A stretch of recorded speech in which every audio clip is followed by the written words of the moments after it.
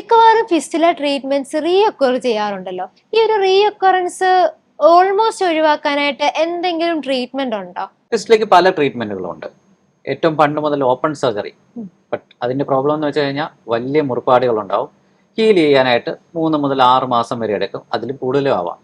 പിന്നീട് ആണെങ്കിൽ അതിനെ ചെറിയ ഓപ്പണിങ്ങിലൂടെ ട്രീറ്റ് ചെയ്യുന്നത് വന്നിട്ടുണ്ടായിരുന്നു. നമ്മൾ ശാരസൂത്രകം ഉണ്ടായിരുന്നു, ലേസർ വന്നു.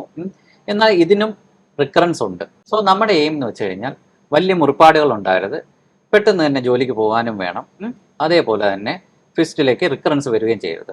അപ്പോൾ ഒരു പുതിയ ടെക്നോളജി നമ്മൾ ഇൻട്രൊഡ്യൂസ് ചെയ്തു, വാഫ്റ്റ് എന്ന് വെച്ച് കഴിഞ്ഞാൽ വീഡിയോ അസിസ്റ്റഡ് ഫിസ്റ്റുലർ ഫ്രാക് ട്രീറ്റ്മെൻറ്റ്. ഇതിൽ നമ്മൾ ചെറിയൊരു എൻഡോസ്കോപ്പി വഴി ഫിസ്റ്റിലേക്ക് അകത്ത് നിന്ന് നമ്മൾ കാണും. അതിൻ്റെ എല്ലാ ബ്രാഞ്ചസിനെയും കാണുകയും അതിനെ കണ്ടിട്ട് അവിടെ ഉള്ള പഴുപ്പിനെ മാറ്റും. അത് കഴിഞ്ഞ ശേഷം ലേസർ ഉപയോഗിച്ചിട്ടോ അല്ലെങ്കിൽ കോട്ടറി ഉപയോഗിച്ചിട്ടോ അതിൻ്റെ ആ ട്രാക്റ്റിനെ ഉള്ളിൽ നിന്ന് കരിക്കും. അപ്പോൾ ഈ കരിക്കുന്നതിന് അഡ്വാൻറ്റേജ് എന്ന് വെച്ച് കഴിഞ്ഞാൽ അവിടെ നിന്ന് ഉണ്ടാകുന്ന ഇൻഫെക്ഷൻ്റെ ഒറിജിനെ എല്ലാം നമുക്ക് കംപ്ലീറ്റ്ലി ക്യൂർ ചെയ്യാൻ പറ്റും.